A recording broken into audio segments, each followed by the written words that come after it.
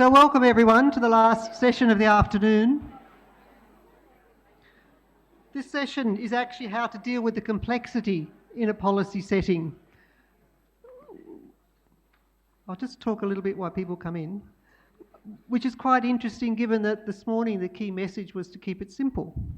And the three speakers we have this afternoon actually work in the realities of policy setting, policy advice. The three distinguished speakers.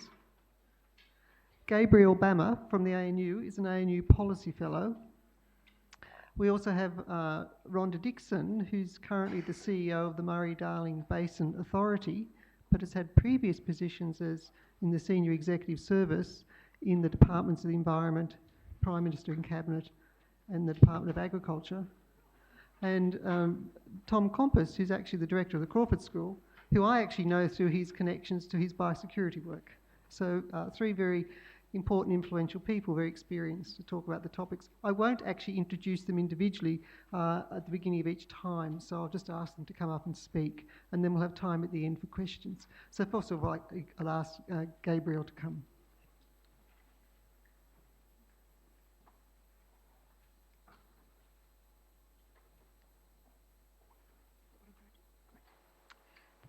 Well, thanks to you, Hardy Souls, for staying to the end of the day. If you think about what you've heard so far today as Charles Dickens, I'm going to move you on to Jack Kerouac. And this is going to be a bit right out at the edge. What I'm going to do is take a fairly extreme position and use that to look back. It's going to be a bit disconnected. It all makes perfect sense to me, but it may seem a bit disconnected to you. But I can assure you that I didn't do this on drugs. I also didn't read the instruction about not using PowerPoint until I was on my way here. So we are going to do death by PowerPoint, but I figure at this stage of the afternoon, a bit of colour and movement might not be such a bad thing. So this Jack Kerouac-ish story is in three parts. I'm going to start by talking a bit about complex problems. I'm then going to talk a bit about change, and then I'm going to bring those two together to reflect on the theme of this particular meeting. So let me start with complex problems, and I'm going to talk about 5 particular dimensions. One of the things I think we need to do as researchers, and I'm going to speak about this very much from a researcher perspective, is we need to get better at dealing with complexity. So we've developed a scientific edifice which has been very powerful at boiling things down to their essence and understanding that. And we haven't done the complementary bit, which is putting everything back together again, and that's the bit that I think we need to get better at. So we need to get better at thinking about systems, we need to get better at thinking about how things are connected to each other and how we understand those connections. We need to get better at understanding value conflicts. So if you think about abortion, we've got the right to life versus the right to choice, and there's no middle ground there. We've got to get better at helping policymakers deal with those kinds of value conflicts. We've got to get better at understanding context. So a lot of what we do in research is we strip context out, and yet with complex problems, context is all important. And so we've got to get better at helping people think about what does context mean for this particular problem. And we've got to get better at thinking about unknowns. So we talk a lot about evidence-based policy, we talk a lot about translating evidence into policy, but in fact, for a complex problem, we can never know everything. And so we've also got to think about what do we do with the bits that we don't know? How do we help policymakers deal with those? And one of the things that I'm very involved in is thinking about how effective ways of dealing with unknowns that are not about turning them into knowledge. What other ways can we deal with unknowns? So if we take these 4 things, they introduce the 5th thing, which is imperfection. We're used to thinking about perfection. We're used to trying to find perfect answers. But in fact, policy on complex problems is about best possible or least worst solutions. And we're not very good at researchers in helping people think about those. So that's part 1 of the story that I want to talk about today. The second part is that I want to think about change. So a lot of what we talk about in terms of researchers getting better at dealing with policy is kind of incremental additions to what we as researchers should be doing. So how do we get better at producing a simple message? How do we get better at doing a media release? How do we get better at a lot of the things that I think you heard about this morning? I'm going to go to the other extreme, and I'm going to think about what's change about? How do we think about change? Because what we're trying to do when we try to think about research impact is we want to help make change happen. So I've just finished a project looking at change, or almost finished a project, and in a way what we often do as researchers is we think that the world's static and that policymakers are just sitting out there waiting for our findings in order to decide where to go next. And of course that's not how the world is at all. We've got this vortex of change happening, and our research findings enter that vortex of change. And so the first thing is that change is continuous and inevitable. If we want things to stay the same, in fact, that's not about doing nothing, that requires work as well. Even so, there's a lot of inbuilt inertia in the system, so some things are just really resistant to change. We think about change and progress as being synonymous, but in fact change doesn't necessarily lead to improvement, and we've got to keep that in mind. Whether or not what we're doing is successful is in the eye of the beholder, so it depends whether you think that was a good idea or not and that was successful, or you might think that was entirely not the thing that should have been done, and change is unsuccessful. This ties in very much with value systems. And then one of the other things we learn from complexity is that the outcomes of any attempt to influence change are unpredictable. And so what I want to do is to think about what does it mean to be a researcher who's also trying to understand this complexity of the change environment and seeking to have impact in that. So as I said, I'm going out to this extreme in order to look back. So let me talk about then the third piece, which is trying to bring complex problems, dynamic change environment together, and what does that mean for science meets policymakers? And I'm going to talk about three things, some of which have been touched on, I gather from what I've heard, about managing costs. I'm going to then make an argument that we need to allow researchers to take a variety of stances, and then I'm going to engage a little bit with the idea of how do we reward research impact activity. So I hope the economists in the audience will forgive me for purloining some of their terms and using them in totally inappropriate ways, but I'm going to talk about managing opportunity costs, managing transaction costs, and managing potential compromises to integrity. So if we think about opportunity costs, what I'm thinking about here is the scarce resources that researchers have and the scarce resources that research institutions have. And the fact that what we need to do for discovery, which here is I've talked about as research findings, and what we need to do about impact are quite different worlds, and there's not much intersection between the two. So there's a trade-off for individuals about how much time they spend on one versus how much time they spend on the other. It's not just about time, it's also about the energy that you put into it. And the level of expertise that you need, the expertise that you need to develop to become good at discovery in your field is quite, and to stay good at it, to stay ahead of the game, to stay ahead of the methods, is quite different from the expertise that you need to be good at research impact and to understand how the policy world works, to understand how change works, to understand how to have an influence. So for researchers, there are these important trade-offs that have to be made. And from an institutional level, it's about funding. Where do you allocate your funding? How much funding do you allocate to supporting discovery? How much do you allocate to supporting impact? And the things that universities do to support impact is they set up media offices, they set up offices of commercialisation, they fund academics to think about science communication.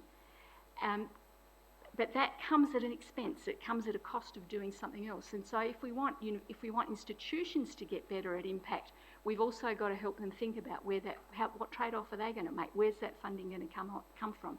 And we know that getting new funding into the system is not particularly easy, so it's got to come at the cost of something else. One of the things that I've been thinking quite a lot in terms of my work is about a discipline, a specialisation in research impact.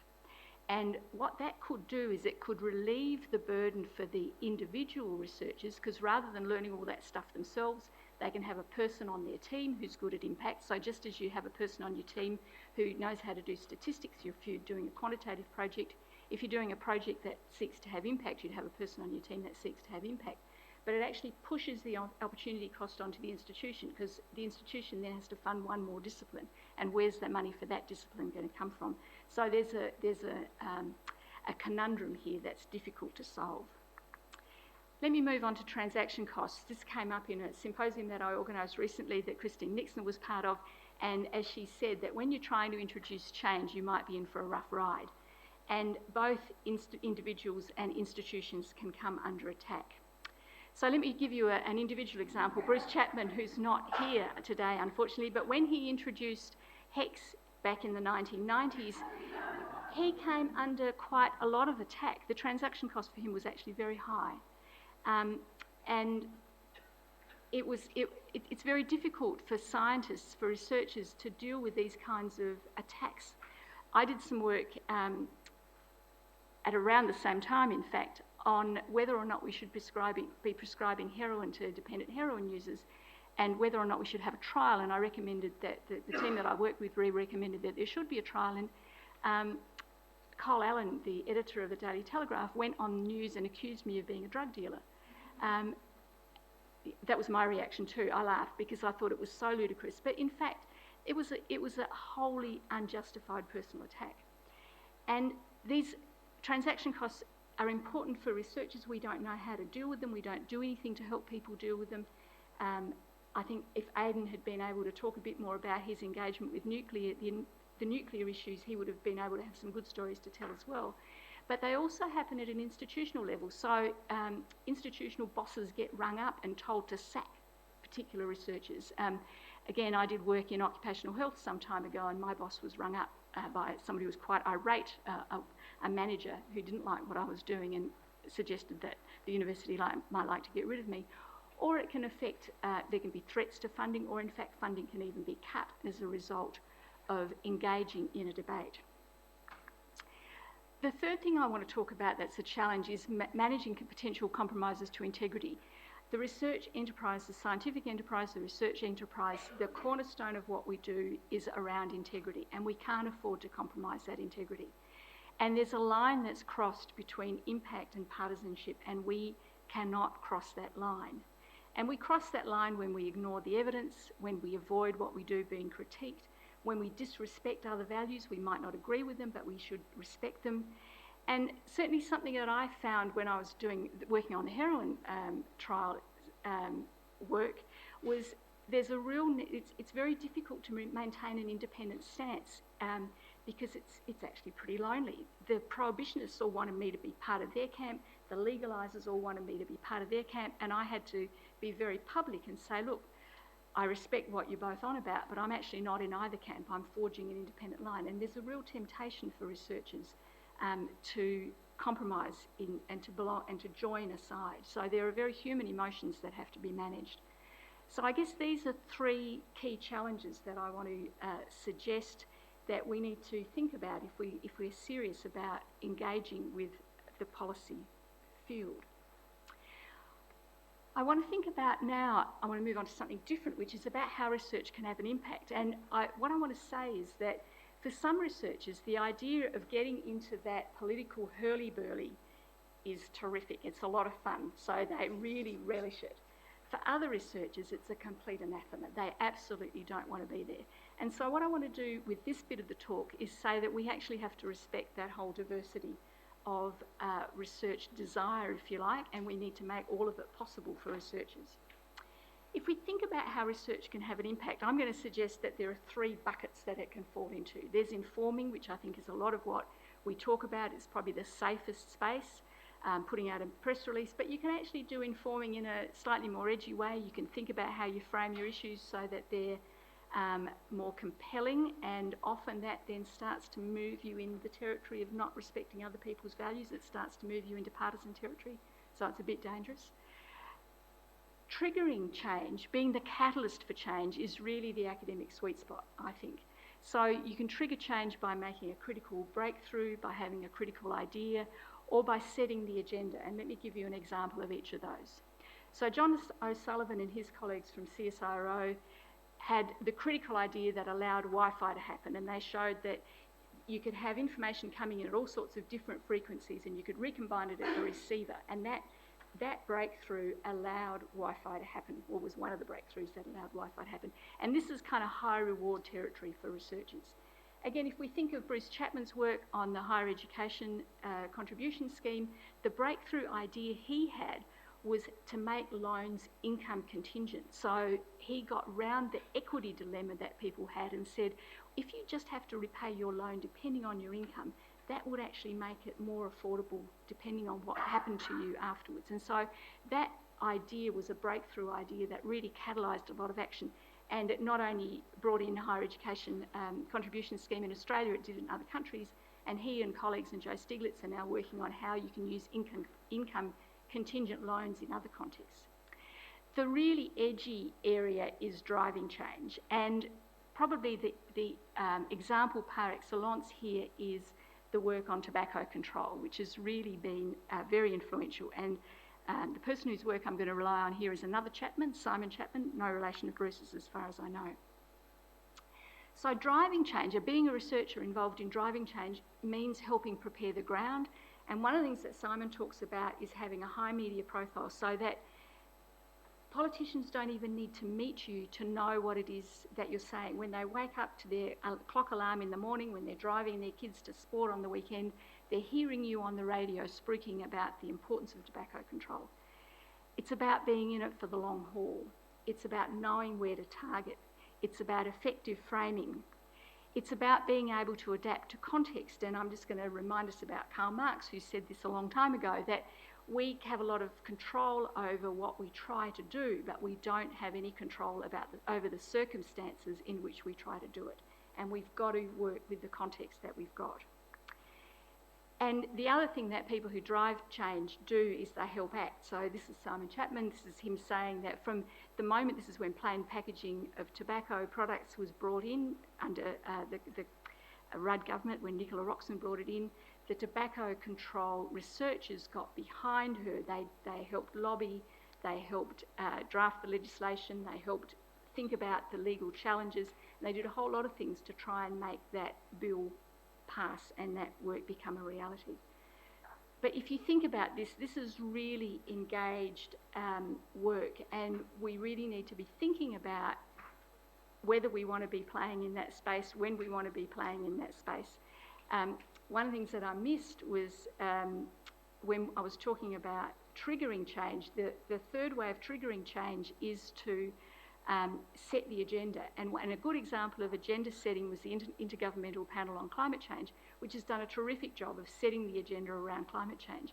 But if you think about climate change and the way that they're trying to drive that agenda and the controversy around it and the fact that they may be trying to keep their integrity and play fair, but the opposition certainly isn't playing fair, it illustrates the kind of complexity of working in this space. So let me finish by thinking about the rewards structure, and I'm going to make a radical suggestion about how we might reward research impact through publication. The reason for this is that publication is what researchers do really well. It's an accepted mainstream part of what we do. Publication, I think, could encompass the full spectrum of different ways of engaging. So you could have publications that were focused on better informing policy, and you can have publications that were focused on driving policy, so it could have that whole spectrum. That peer review would be the way to do it. Again, peer review is mainstream and accepted, and what you need is like assessing like. So people who've themselves been involved in driving change would assess research that drives change, not people who are just interested in informing change, for example. And in the longer term, just as we've developed effective metrics around research findings, we could develop the same sort of metrics for research on impact. Of course, it's also got downsides. We've already got way too much to read.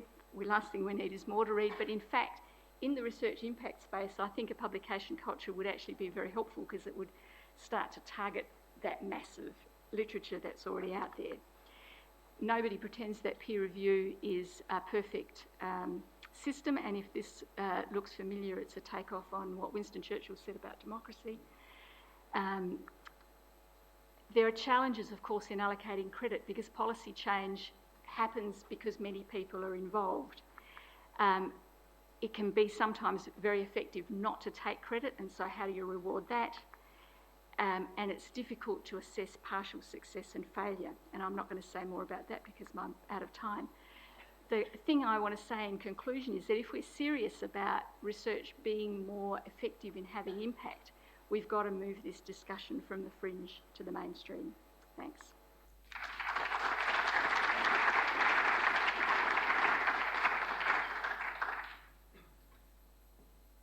Thank you. We'll now turn to Rhonda Dixon.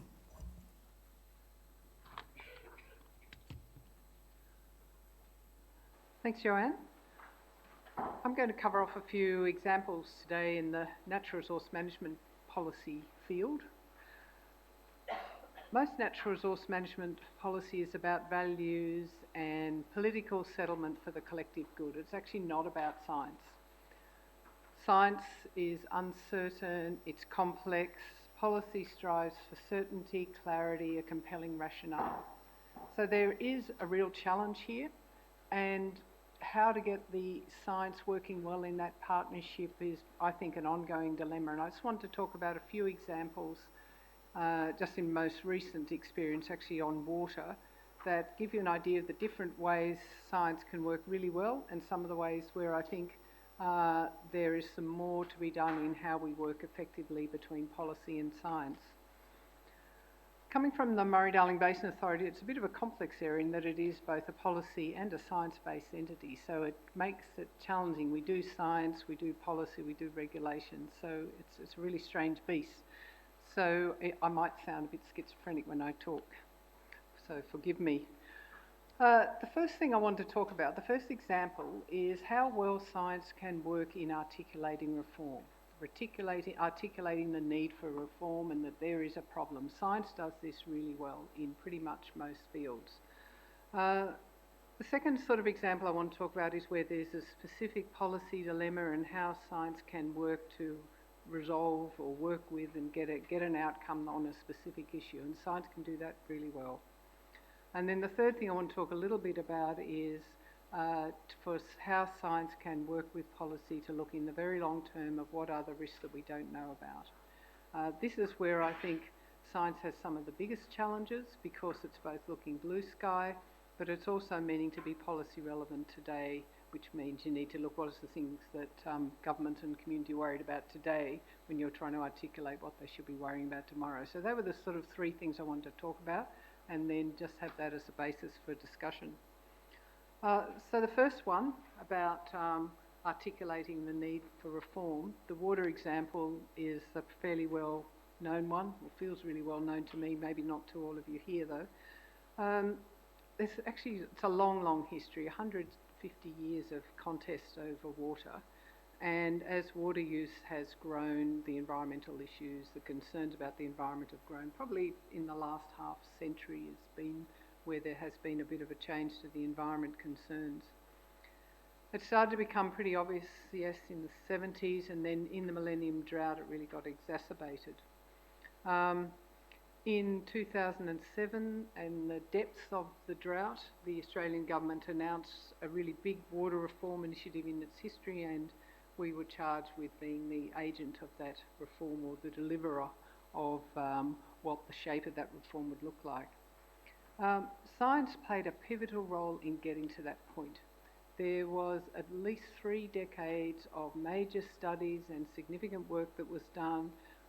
People like Peter Cullen was a champion of the challenges facing water and the community and our future, the productivity of our agriculture and our future as a community. He did a standout job, got a whole lot of research money in, new CRCs, and really had an impact with governments. Wentworth Group back in 2001 had a significant impact with their blueprint about the need for this reform. There were people like Richard Kingsford who did major waterbird surveys that pointed out what some of the challenges and the demise in waterbirds. There was a lot of work by Martin Toms on the disconnection of floodplains. There was a lot of work done by CSIRO. There was, an extensive, broad space, area of work that science did that really articulated it, and it got it on the map. But the role of science in the big question, so what is a sustainable level of water use, is very different. So it's one thing to say we need to fix it, we need to get more water returned to the river. So how much water should that be? Science was very good at providing the infrastructure, the modelling platforms that enabled a lot of the fine-grained work to be done to look at different options. And I think most scientists would agree that it was not their role to say what the limit was, but it was portrayed very much as a science question.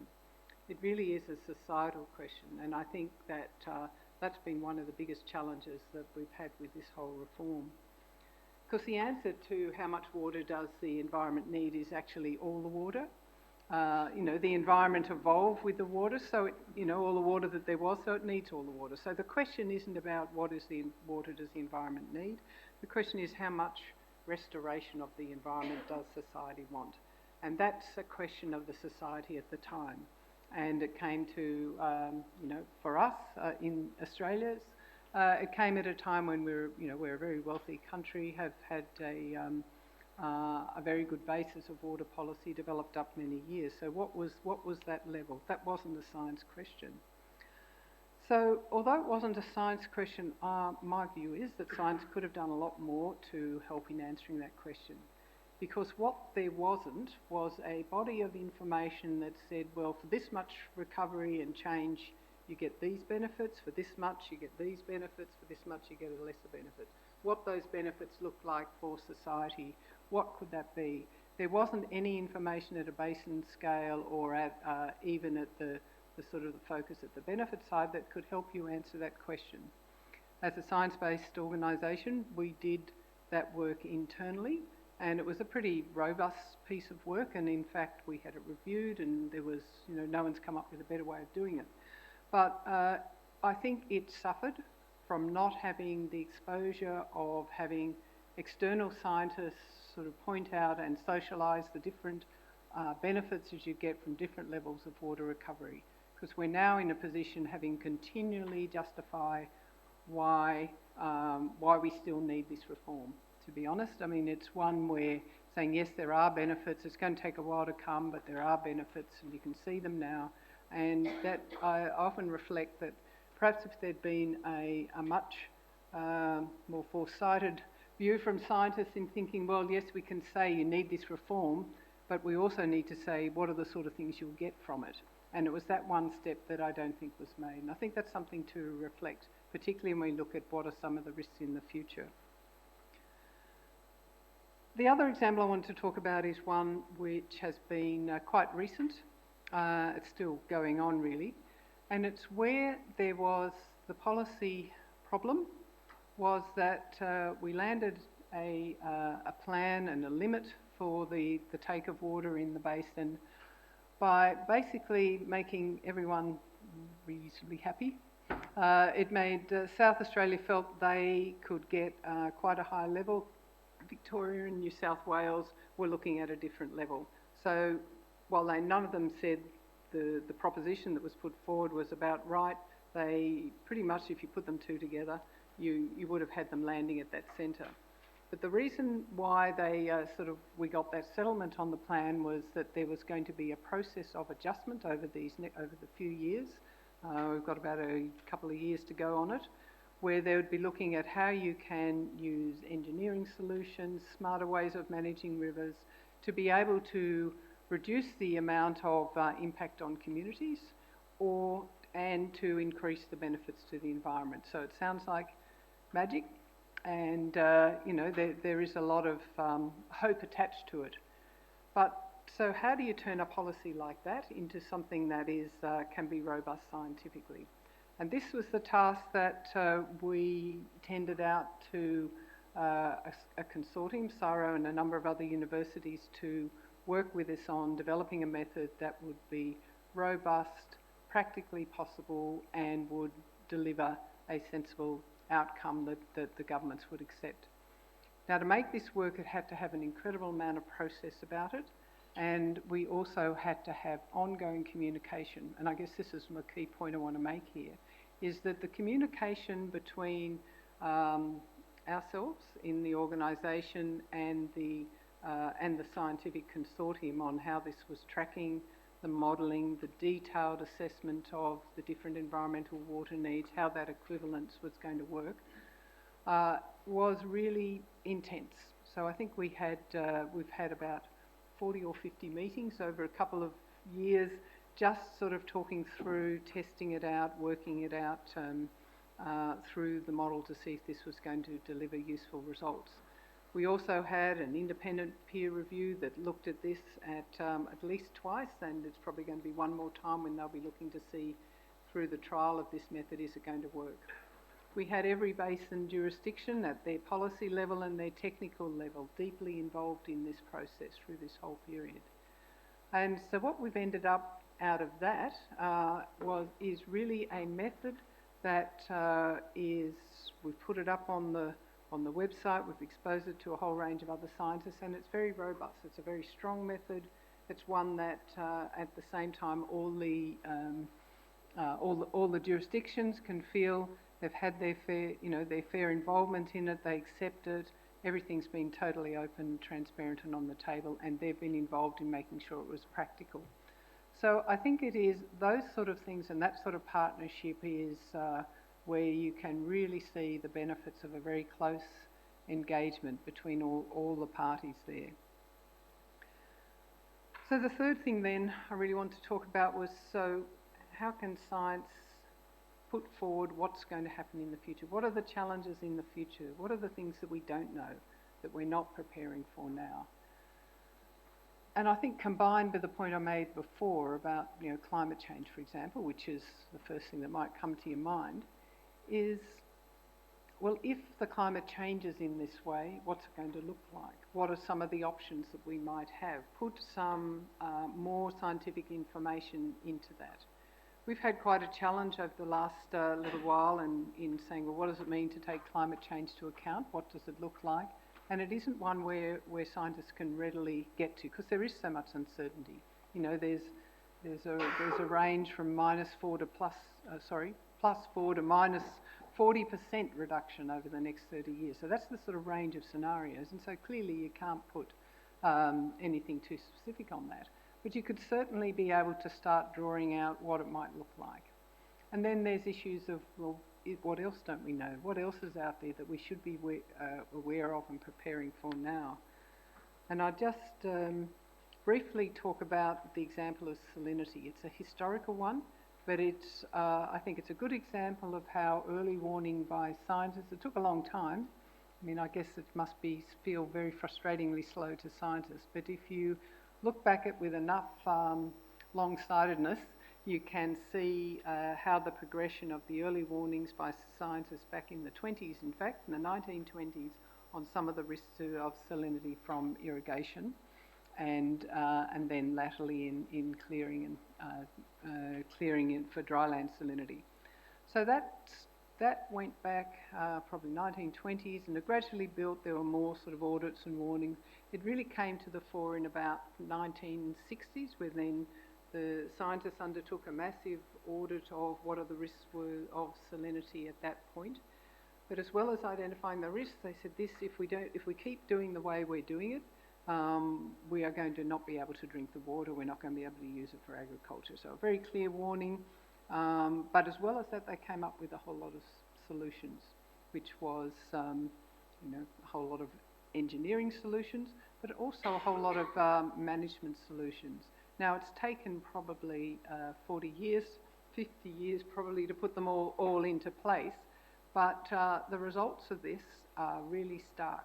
Of now that it's almost like yesterday's issue, which it is, because it has been managed so that we had the warning early enough, the development of the analysis and the scientific base for it, and a whole lot of solutions that can be used. They're practical solutions.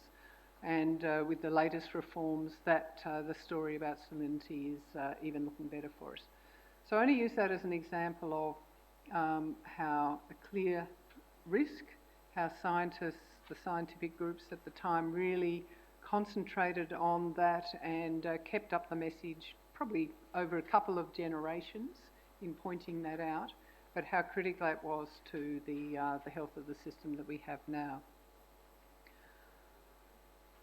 I think the other thing that, sort of just reflecting on some of the things that you were talking about, Gabrielle, and some of the earlier session, which I caught the last on, is some of the ways in which we have we try and develop these partnerships. We've started on a process of having quite open-ended partnerships with different research organisations. We've got one with the Centre for Groundwater in Adelaide that's sort of underway already, and it's quite open-ended. We have an amount of money. We provide them $1 million. We have sort of key discussions on the strategic work that they're doing, and they know our key needs. We have research scientists who are planning to work with us, graduates, and as well as the work that the centre is doing. So this is quite open-ended rather than the specific commission work like the one I talked about on the sort of adjustment process scientific method before. And we're also starting to explore other ways that we can do that with a broader group of scientists on some of our biggest needs, such as how do we prove and demonstrate benefit from the environmental watering and the reforms that we're doing. So how do we do that? So again, I think the capacity to have both the specific and the open-ended to be able to get that linkage between policy needs and where science can work with us has been, so far we have only just started it, I guess, but I'm anticipating this is the way that we might be able to work in the future. Thanks.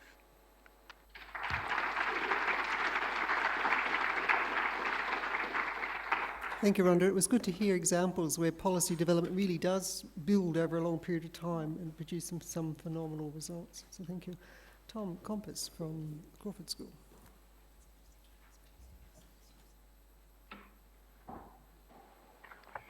Great. Thank you very much. And if you can stay on, thank you for staying on. Before I start, Gabriel, I love the picture of Bruce Chapman. I hadn't seen that before. It's a shame that I bumped Bruce from this session so he could go into the morning session. It was fantastic. So I've never had an attribute for Bruce that's defined as dancing with the devil. So it's good to see that. I think of him more in the school as a teddy bear than a devil for sure.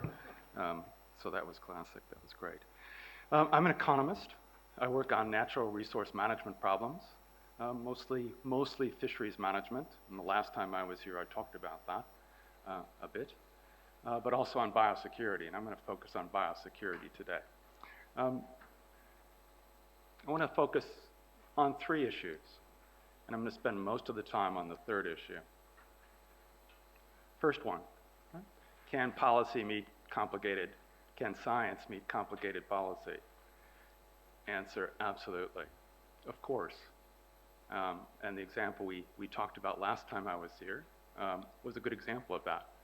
It was science looking at catch targets in Australia to make sure that you maximize what's called maximum economic yield, which is a catch level that generates the highest profit sustainably for the industry. And indeed, the answer there is a very thick stock size. If you have a lot of fish in the ocean and you cast a net or drop a line, the cost of fishing is lower. So you end up with a triple win. Right? Profits are maximized. You get large stock sizes of fish in the ocean, so the conservationists are happy. And of course, there's more fish. The fish are happy. Everyone's happy.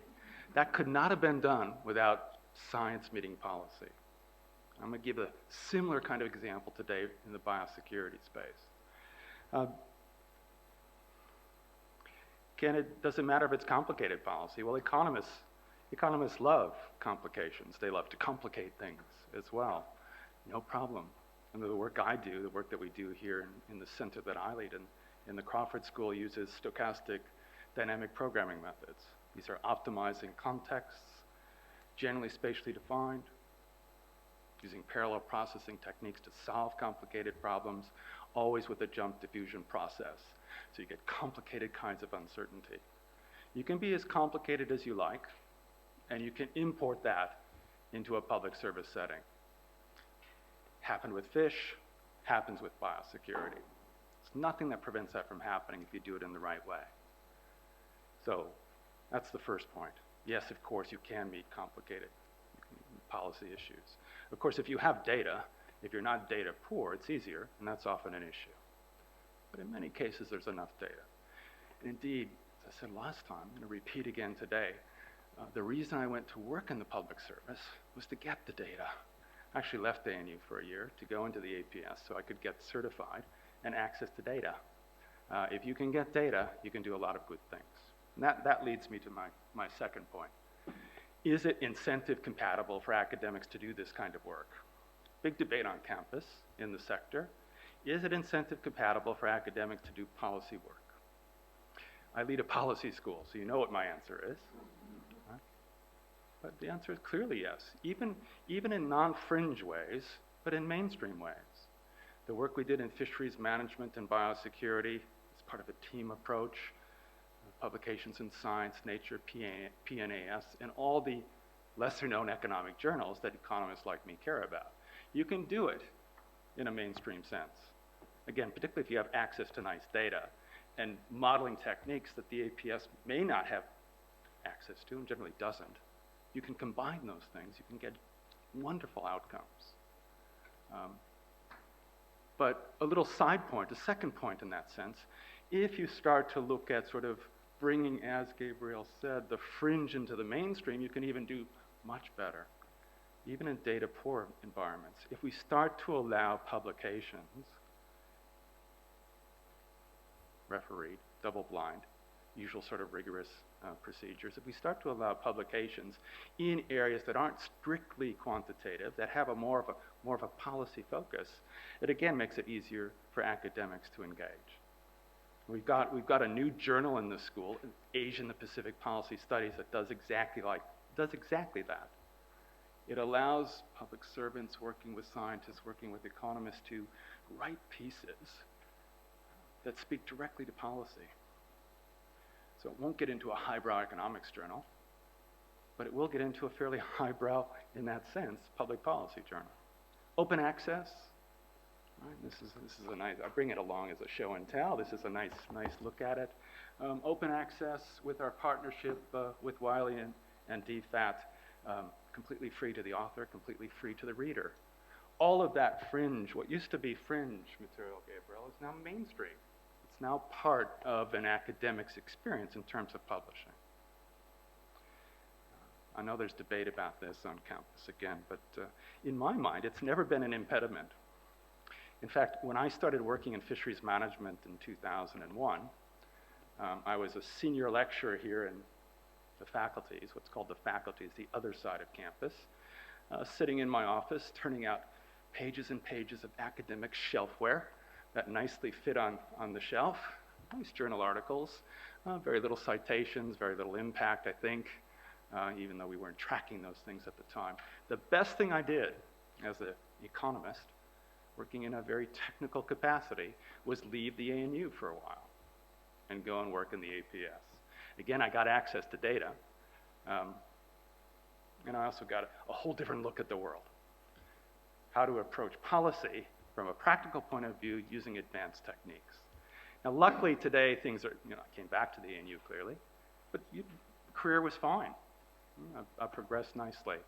Luckily things are a bit easier today. You can get collaborative arrangements between CSIRO or ANU or centers of excellence with government. It's much easier than it used to be. Let me take you to the third one. Right? How does this all happen? I'm just going to draw on my own personal experience. How did it all happen? You don't have to be as dramatic as me and quit ANU and go and work in the public service for a while. But let me frame it this way. Is it the case that more heads are better than one science head? Or more heads are better than one economist? The answer is yes. The model that we used in terms of fisheries management, which changed the legislation in Australia in terms of catch targets and maximizing profit for those fisheries, changed the legislation and now being adopted in various parts of the world. The model for getting this done that we use for biosecurity is the same. It's a collaborative arrangement, truly collaborative arrangement between science, government, and, yes, industry. Industry's always involved in these discussions. Now, in a fisheries setting, of course, they're keen to be involved because it's their livelihood. And trying to convince them to decrease catch now so you build up stocks so that you can maximize profits later is not easy. But if you can get them on board, In fact, they were the first to get on board, frankly. Government was slowest in this case. If you can get them on board with government, with science, you can make a real difference. And indeed, it's set up now so that it's institutionalized in the Department of Agriculture. Fisheries management is done through a resource assessment group and a management assessment group that makes sure that all stakeholders are involved. Science has a place, so does industry, so does government. It's the only way, I think, at least in my experience, to get things done in a fairly proper way. Same thing now with biosecurity. All right, my interface with biosecurity is not just through Crawford. I'm part of a Center of Excellence at the University of Melbourne in biosecurity risk analysis. This is nicely funded by government, overcomes many hurdles just by saying that. Nicely funded by government to work with the department to try and solve biosecurity problems. And in fact, our mandate is to let the department tell us what problems we should be solving. Often very irritating for an academic and for someone like me, but it works really well. Now, let me give you an example of how this works. I think I have 5 minutes left. Yeah, good. I'll give you an example of how this sort of thing works. Think about the problem of trying to determine how much you should spend on local surveillance against a disease or a pest that you care about. Now, biosecurity involves many things, right? There's border quarantine, but there's also local surveillance. Things get through the border. So you want to find things like foot and mouth disease or some weeds or some pest, some ant, some mosquito early in the environment so you can get rid of it and keep it from spreading. How much do you spend on that? The department really didn't know, didn't have a good idea. And of course not. How much should you spend? If you wanted to take the risk of every kind of incursion, or if you wanted to take the probability of the earliest kind of detection for something that enters an environment to its highest possible level, if you wanted to catch everything early, it probably would involve all of GDP. You'd have people looking everywhere. Now, you know that's not the right answer, and you know zero is not the right answer. You want people to look and find something like foot and mouth disease before it spreads. There's a classic problem where science meets policy. How much should we spend to detect something like foot and mouth disease in Australia early? What's the answer? Well, it's not too hard for an economist to frame this answer. An economist would say, look, what's the trade-off? If you spend more on early detection, more vets, more blood tests, more screening, more inspections at sale yards, bulk milk testing, all kinds of things can be done. If you spend more on that, you'll detect early, and of course keep FMD from spreading if you detect early. But the cost of the program itself is then very expensive. On the other hand, if you spend less on the program, FMD will be in the environment for 21, 28, 35 days before, in fact, it's actually naturally detected. Some farmer picks it up and reports it to a vet. Classic trade-off. So for economists, what do? You find some way of finding a margin in that trade-off. You optimize. You ask yourself, what's the marginal benefit of spending an extra dollar on surveillance compared to the marginal cost of not doing that and the potential damages that come as a result? Very simple, right? Very simple idea, but you need to put that into a context where there's a spatial model, which allows for cattle movement, a spatial dimension, which allows for a spread of FMD should it occur, which allows for all the things that you need to value in terms of the particular FMD case you're looking at. And you also need to know the probability of an incursion. Okay? I can't do that by myself. No scientist can do all of that by his or herself. You need the chief vet officer, right? You need the department, you need industry in terms of cattle movements and its own detection practices, all to work together to get that sort of answer. And of course, the biggest stumbling block is the probability of an initial incursion. What's the probability of FMD will be in the environment next week? If you use statistical criteria, of course, we haven't had an incursion, so it looks like zero. You know, 0 is not the right answer. What is it? Well, you have to use Bayesian methods and expert elicitation techniques to try and find out what the right prior probability is. Public service can't do that. Science can help, but science can only help with experts in the public service and industry to get that outcome. All the work that we've done, that I've done, and it's not just me, it's throughout the Crawford School, Bruce and Warwick and Quinton Grafton and others, and of course across campus. All the work I think that's most valuable is the one where science and industry and government are working together to get an outcome. That's my principal talking point for today. Thank you very much.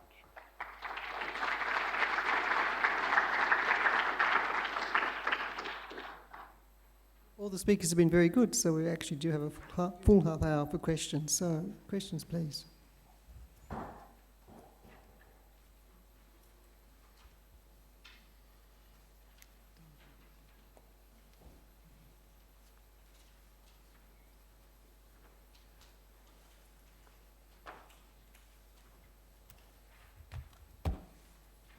Yes, thank you for that, Stephen Horn. Well, up until now it was doom and gloom, and now we've had 3 sessions which really cheered us up, I think. I don't think it's quite as good as that, as you made out, particularly. I'm always provoked by economists because they have an answer to everything, and they don't care a lot about data, which stirs my blood as a statistician. But what, and I have to say that because everything else that Tom said was sensible. I do think that what's missing at the moment is really an understanding of how things work. The people in government know about the dynamics. They can barely articulate straight statistics, let alone statistics with other dimensions in them, let alone the size of the data sets that are available and that only they have available to them. And their response to that has been fairly miserable until now, although they have excellent data resources in terms of the architect, the information architect. So you'd have each major department have an information architect group, but they would see their job as supporting management, supporting decision making. But there isn't a lot of science there, let alone Bayesian techniques. What question I'd put to the panel is anyone looking really at how effective we are using the talent that we have, both in the public service and out of it, to solve nationally important problems? I was really impressed by the 50-year scale on salinity. You could put the same question on soil issues, which generated an awful lot of work in the early 1900s, and have taken soil erosion off the policy map. There have been achievements, but they're not reflected in the current way in which we run science. Science its reward systems are totally external to the country and to national interest. I would say that an economist would pick this up and say, well, that's the problem. I'll leave it at that. So before you put the microphone back, could you just summarise the question in one sentence? What was the question? What do you think, how successful has science been in influencing policy over the last 100 years? Start. Rhonda, do you want to start? Okay. I think... Yeah, that's, Yep. That's it, yeah. Is that... Yep. Yeah, that's going. Well, I think the story is mixed. I think there have been some really significant successes. I just gave you one that I'm very familiar with. Other ones that I'm aware of, but Tom probably knows more about it too, is in some of the work that was done on the fisheries policy package back in 2005. There was significant impact from science in working on the on what the policy was, what was a sensible, sustainable catch policy. Very different from the water one I was talking about. The water one was just how much you want. There were some ways in fisheries, in science, that you can sort of estimate from population dynamics and so on what was going to be a reasonable size population that you needed, breeding size and so on. So a bit different, but the work that science did on that and the economics, the sort of thing that Tom was talking about, the economics of fisheries was absolutely critical. And that's been I think that policy's actually been a very big success. One of the things that sadly I think is missing in a lot of science is the science, it's actually probably more fault of policy than science, to be honest, is the failure to properly evaluate success.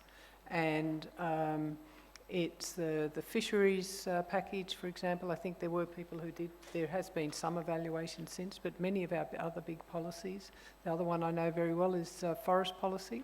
So there was a lot of science contribution to that. But again, this was a values decision. It was a collective good settlement on that one, but there hasn't been any monitoring evaluation output. So there is one of our biggest risks is, I think, as a society, and where science can play a very strong role to improve things, is in doing a lot more and saying, well, did this work or didn't it work, and having the data, the information to be able to evaluate that.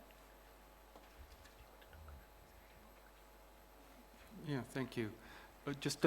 I can't resist, of course. I've got to start with a little point. Someone like Bruce Chapman, who is an economist, only cares about data. That's all he cares about. And in fact, the more juicy the data, the more happy he is. If it's an economist who doesn't care about data in any sense, I don't count them as an economist. So, but I'm happy to talk to you about that afterwards. Where we sometimes, I'll say something about the direct question in a second, but where we often fall down as economists is relative to science, is our tendency to want to optimize, okay? Some scientists don't like it, because it often implies that the dimension of our models has to be much smaller, right? You can't have fully articulated numerical simulation because you've got a dimension problem. Now, we overcome that in some cases with parallel processing techniques, but that's the real divide between science, big S, and economics, big E. That's the real divide, and it's something that's still there, I think. If you have to ask the question, do we do enough? I think the answer is clearly not. In fact, not even in my own school. If you go up and down the hall, there are about 70 academics in the Crawford School. About 35 are economists, many are very technical and can do sorts of work like I described. How many actually do so? Maybe 6 or 8. Now, partly because the incentive structures have been set for them and they're trying to break out of that existing mentality, but partly there's still academics who just want to crank papers and do some teaching. So it's something that, of course, in a policy school, we actively try and change. I think we made a lot of progress, but case studies like fisheries or biosecurity or climate change is another good example for Crawford. Frank Yotso, fantastic work. Warwick McKibben, there are highlights, but if you go up and down the corridors, you'll see a lot of gaps, and that's what's disturbing to me as a director of a policy school. Yeah. I might just add to that, the fact that we can't give you a quantitative answer to that quantitative question, I think is a real problem, and it's one of the reasons why researchers don't want to engage, because we don't know what the rates of success are, and we don't know what happens to you if you're not successful, and we've got a lot of anecdotal evidence, but I think it's a real problem that we can't answer that question, and I think one of the things that the sort of publication culture that I was talking about would make it potentially easier to answer that question. So I think it's actually a vital question. I think you actually also asked another question, which was how effectively are we using the talent that we have? And one of the problems is that there are many more problems than there are good scientists and researchers. And one of the things we've really always got to figure out is how much do we become handmaidens of policy and answer the questions that they want answered, and how much are we irritations and ask questions that policy would rather get, stay buried, thanks very much. And I think there's a real dilemma for universities as institutions about where we target our resources, what we do, and most importantly, what we don't do, and what the consequences of that might be. Hi, David Bennett, IP Australia. My question is mostly directed to Rhonda Dixon, relates to the future-proofing you discussed. You gave the example of salinity and governments and scientists working together, and the outcome might have been favourable, but it sounds like a ponderously slow process. It sounds like the workings of government taking time. I was thinking of private industry that has done future-proofing. The example that came to my mind was, I can't remember which one of the petroleum companies sat down and said, well, we're going to run out of oil eventually. What are we going to do? And diversified into alternative energies. Now, in industry, they have the advantage that everything's all under the one roof. The recommendations, they can act on it easier than I think we can in government. Do you think we can learn anything from industry with regard to future-proofing?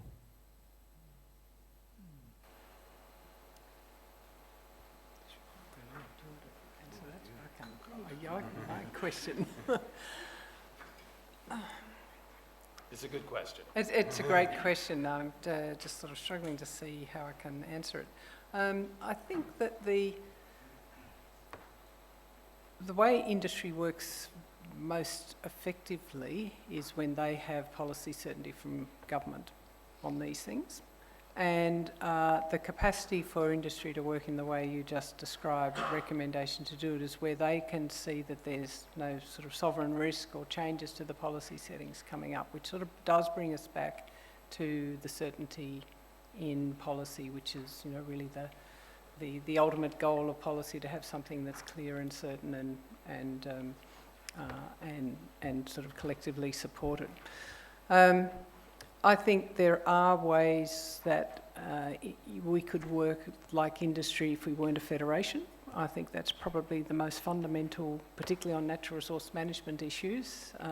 One of our most fundamental challenges is the fact that it's not a single entity like an industry, which can be vertically integrated. Industry is very different from a federation with a lot of overlap in responsibilities.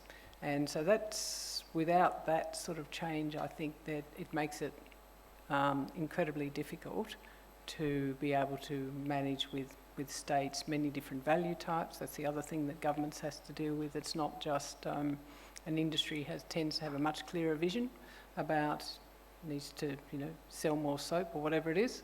So they've got quite a much clearer set of objectives, so that makes that also much easier. For governments, you've got to balance polarised views, a whole lot of different values, past and future people, future generations, and they've got to look in a very different way, as well as having our federation. So I think that while I think I know where you're coming from, that life would be much simpler if we could just work like industry. We're not Australia incorporated as a single industry. There is just too much complexity in the way we're in our governance, but also in just the different values of community. And if I can just make one point though, you said it's slow and ponderous. That's right, it is. But for example, on water reform, we really are well ahead of pretty much most people in the world in terms of our governance structures, brought about by sheer scarcity and challenge, to be honest. It's sort of come from, we've probably faced challenges in Australia that many countries now are only just facing in relation to some of the past challenges they've got, and with future climate change. Sorry, that was a bit long-winded. So an economist's response would naturally look at incentive compatibility and trying to find a good outcome for industry in terms of its partnership. The fisheries example is a good one, but it's an easy one. The water management management's really tough. I mean, the science is tough. You've got different stakeholders with competing interests. It's zero sum. It's really tough to get right. But for fisheries, of course, it was easier. It's a smaller industry. They have a vested interest in maximizing, once they understood the issue, a vested interest in maximizing profit. So as long as they were commercial, they were on board. In terms of biosecurity, it's much more complicated, but you can find incentive-compatible ways for industry to help future-proof. The argument there usually the real complications really revolve around who pays. But in terms of surveillance and quarantine activities, industry usually gets on board because it's in its best interest. Yeah. If the chair is allowed to say something, not all industry does get it right. Talk to Kodak or Encyclopaedia Britannica. They didn't get it right. And the other is, we don't need governments to work on simple problems that are easily solved.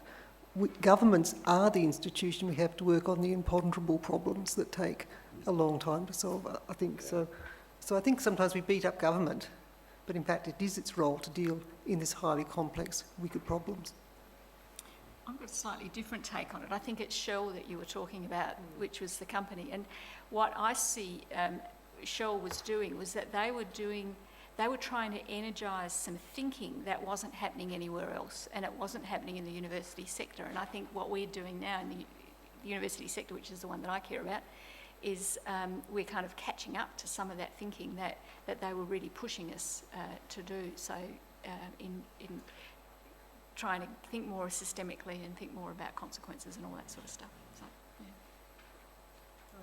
I've lost the microphone. Yeah, hi. I was actually struck by a few things that some of you said, and I guess the kind of two main things was the sort of role of data-driven approaches in finding a range of outcomes beyond what are traditionally viewed as stats-heavy fields of human endeavour, and how that sort of jars against a lot of the values-based decision-making that you see out in the wider community. And it seems to me that, the kind of sell on the data-driven point as well, this is the best way to make any decision, maybe not any decision, but this is the optimal way to be making decisions as a community.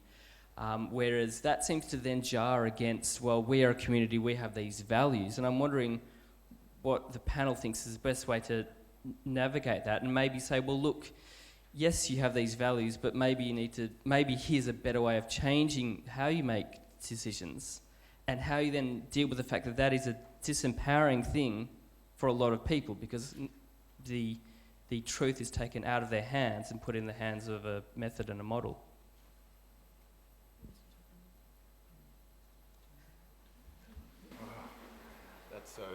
I thought the last one was hard. This is harder.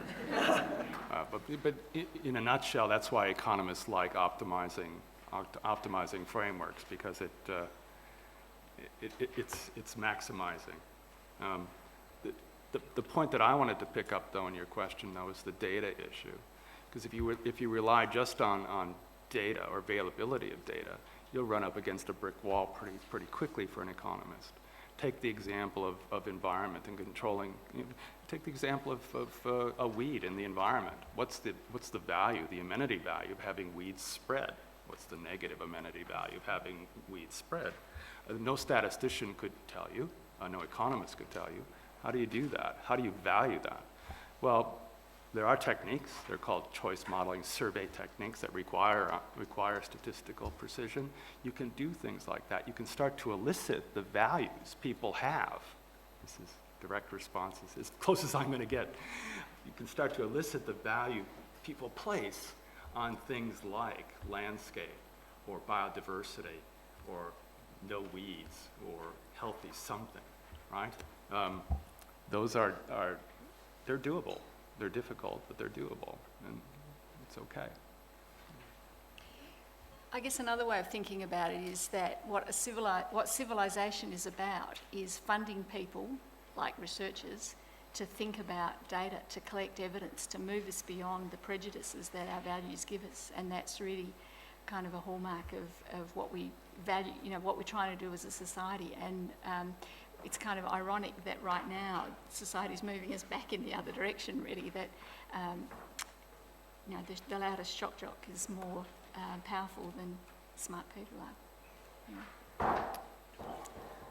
Yeah. I guess what immediately sprang to my mind was some experience we had with very good data-driven models, talking with communities. The economic, we did economic and social analyses, primarily economic, on the impact of different water recoveries on irrigation-dependent industries and their communities. We commissioned 3 studies. They used the best data around, probably not the greatest data, but they were macroeconomic analyses. We did a few local studies. We then got a peer review of it. So, you know, process-wise, great, the best available data, the most reputable firms, and had it peer reviewed. It's like a lead balloon. We may as well have not have done it, because the communities felt that doesn't mesh with my view of how things are. I know this is bad. I can see it in my community. Whatever their values, deeply held value set is, it was effectively didn't. It was great for the analysis that we did, but in reality, it didn't have any effect on the values. So having good data and analysis doesn't mean you have any change on values. What you need to do, and what we're trying to do now, is actually work with the very communities who are going to be affected. So they sit in there with the economists and with us in working through. So what really has happened in our community? What are the things? And that starts to get some meaning, and then you can, you know, they then own the process. So that, in terms of moving it along, it goes back to, well, my point and Tom's point about the collaboration with the policy, the science or economics, same thing, and whether it's the industry or the community or whatever the other group is. That's a great answer.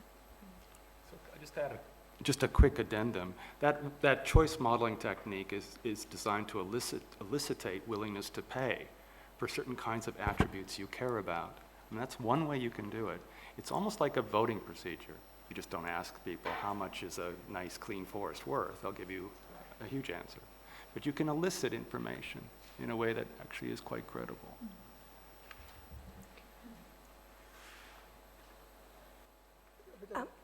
Hi, I'm Anna Lukasevich from the Fenner School.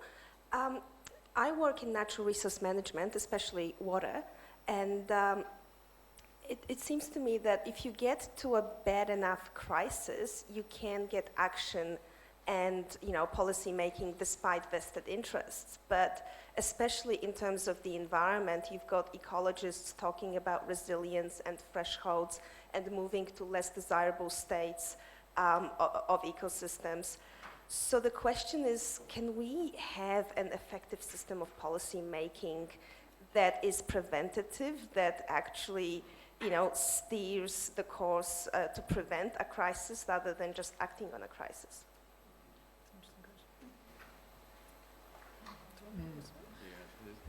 I couldn't agree more. Yeah. The fisheries example I talked about happened because industry was just about going broke. Fish stocks were falling rapidly. Their costs were increasing because there weren't many prawns in the ocean to catch. They were desperate for a solution. I think if we went to them today, given the state they're in today, we couldn't have that radical change. It was difficult for them because they had to think about the problem in a different way, and half the industry eventually left because they weren't profitable. So, gee, yeah, as a sort of Bayesian type, I would love to have systems in place that sort of account for all kinds of precautionary preventive measures, but in my own experience, boy, it rarely occurs. You're always putting a fire out somewhere. You're always trying to solve some special problem. Yeah. There are opportunities. There can, I mean, it's not that it can't be done. It's the can is not the issue. It's the willingness to do it. And I think with the development, the pressure for developing water resources in the north, which have been little developed for a whole range of reasons, most of them being is just, you know, logistically incredibly difficult, and the opportunities are in reality limited. But there is an opportunity from all the lessons we've had in managing water, where it's huge cost of repair, where there's an opportunity there to get ahead, and I think so that the opportunities are there. Another one I was just thinking of is the Lake Eyre Basin. There has been, because they're a fairly undeveloped area and there's a very committed group of people, not many people live there, but they're committed to keeping their part of the world in the condition that it is, which is very little damage. There has been, I think, a very successful approach with 3 governments who have been working on Lake Eyre Basin for many years, working with the community, and there is a significant science input as well into that, into getting policies and practices in place which are going to retain their basin. Very low cost, but very effective.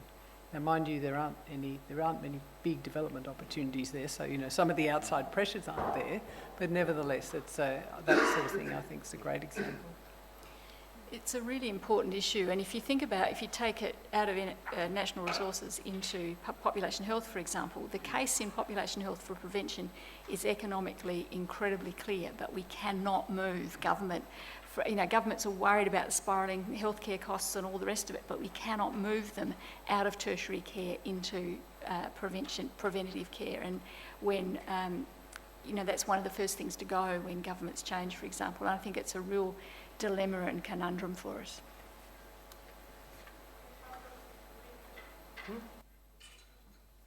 I'll slip this in. Just quick. We talked about institutional science until now. I've had recent contact with something called citizen science through the Great Eastern Ranges Initiative, which is a world-class, non-institutional, extraordinary thing happening with a little bit of government funding, with some connections with individual institutes, but a lot of ordinary people and a lot of communities and all levels of government, all up and down the ranges from Cooktown down to the Grampians.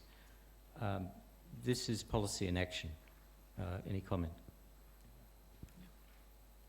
Good read. Yeah. For those who don't know, this is a landscape conservation. And citizen science is becoming quite popular in a whole lot of areas and can be very effective for collecting data. So, it's one of those stakeholder engagement things that is really worthwhile doing to engage society much more broadly and educates people about science at the same time. We'll just take one question, and unless there's a burning question after this one, this will be the last one, so I'll hand over to... Hi, my name's Zoe Piper. I'm a PhD student here at Crawford, looking at cross-sector collaboration, so what the barriers and enablers are to industry, academia and government working together.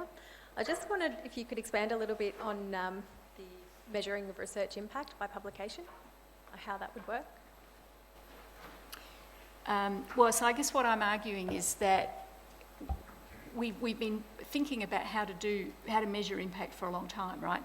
And so if we made it possible for people to write about the impact that they've had or sought to have, and they wrote about what they set out to do, how they did it, what the context is that they were working in, who they worked with, and what happened. It's the same kind of publication as writing about the research that you did and what you found. And what it would do is it would bring research impact, it would bring the measurement of research impact into a way of measuring that we know how to do really well in universities. It's a game we know really well how to play as researchers, is how to publish research. The reason we don't publish on the impact that we have is because we don't have ways of describing it. There aren't good journals to do it in, leaving aside Tom's good journal. It is growing. There are actually growing numbers of specialist journals that are starting to do it, and I think it's a really good trend that we should applaud. And so we've got, but it's not problem-free. But we do have an opportunity here to think about whether or not that might not give us a way of getting some handles on this that rewards researchers for what they know how to do. Yeah, it's a huge debate. The problem is that you can't aggregate those little case studies, those little stories in a nice way, in a way that sort of aggregate up to the Vice-Chancellor. He's more concerned perhaps about an H-index or Google citation or an impact factor. It's aggregating those stories that's really the challenge. But I guess the point I'm making is that you publish them. Yeah. That's the way that you then, and you get the same, I mean, publication is, what makes a high impact publication is generated by the people who read it, right? And we could make high impact journals on research impact in just the same way that we make them in biophysics or molecular genetics or whatever else. It's if we publish about what we do and we read it and criticise it and peer review it, we can do it in exactly the same way. I just want to come from a slightly different angle on this one, because I'd like to put out a plea in the academic community that you think about getting when you do your peer review, getting involving a policy or a practitioner in their peer review. See lots of articles that come out and you think, well, if they'd only had a chat to us, they might have got a different view of, they might have, wouldn't have, of how things are working and where some of the issues are, rather than sort of working within just the academic circle. So I know that, the way peer review works, it does need to be the other practitioners. But I think that particularly if you want to start looking at impact, getting that, the different view from the practitioner would really, I think, help. Yeah, and you could actually do that. So you could not only, if you're writing about, how I made a difference in drug policy in Australia, for example, you would want to have the people who you said you're influencing actually also saying something about whether you did what you think you did. And you could actually have a 360-degree view. So you could get the stakeholders to write their perspective, you could write your perspective as a researcher, the policymakers could write their perspective, industry could write its perspective, and you can actually get a really rich picture of what actually went on. Okay, thanks everyone, and I'd really like to thank our three speakers today for a very stimulating session. You have very deep and rich experience in this field, and you've shared it with us, so thank you very much.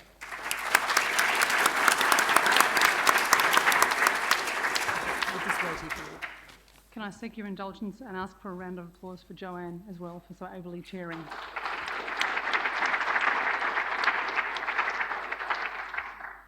We've heard lots of fantastic insights today, both from the floor and from the table behind.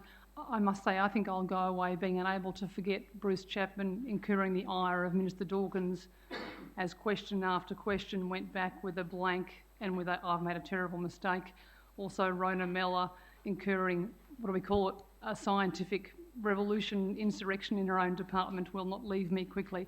I think we understand after today there is an awful lot happening in this space, an awful lot more than even we knew when we walked in, but it is absolutely critical that there is more happening. I urge you all to go away, maintain the connections you've made today, sign up to the Asia Pacific Policy School where this sort of stuff is debated vigorously.